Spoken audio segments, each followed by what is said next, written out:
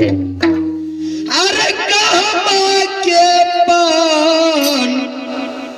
कहमा के करी कहमा के चिनिया बादाम कहमा के चिनिया बादाम कहमा के का करे कहमा के चिनिया बादाम कहमा के का करे कहमा के चिनिया बादाम कहमा के का करे कहमा के चिनिया बादाम कहमा के का करे कहमा के खैबी रे चूना कहमा के पान कहमा के ककड़ी कहमा के खैबी रे चूना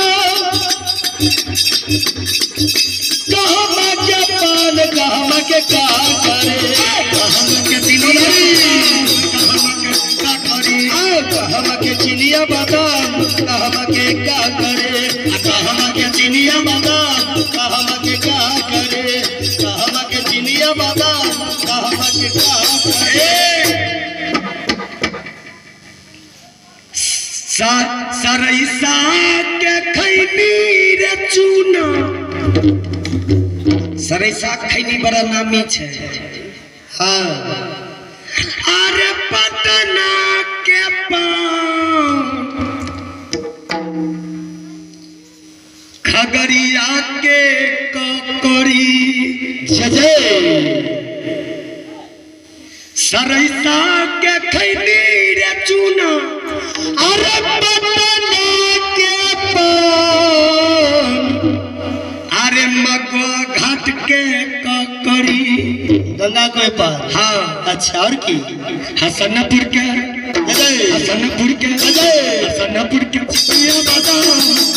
खगड़िया के ककड़ी हसनपुर के चिनिया बादाम खगड़िया के ककड़ी हसनपुर के चिनिया बादाम खगड़िया के ककड़ी हसनपुर के चिनिया बादाम खगड़िया के ककड़ी आके यो खाला खैनी रे चूना के यो खाला पान के यो खाला ककड़ी आके हो खाला खैनी रे चूना दोनों खोपड़ी में लग के हो खाला पान के हो खाला का करे ए भगत जी के खाला चिनिया बादाम के खाला का करी के हो खाला चिनिया बादाम के हो खाला का करे के हो खाला चिनिया बादाम के हो खाला का करी के हो खाला चिनिया बादाम के हो खाला का आ बाबा खाला खैनी रे चूना अच्छा आका भैया खाला पान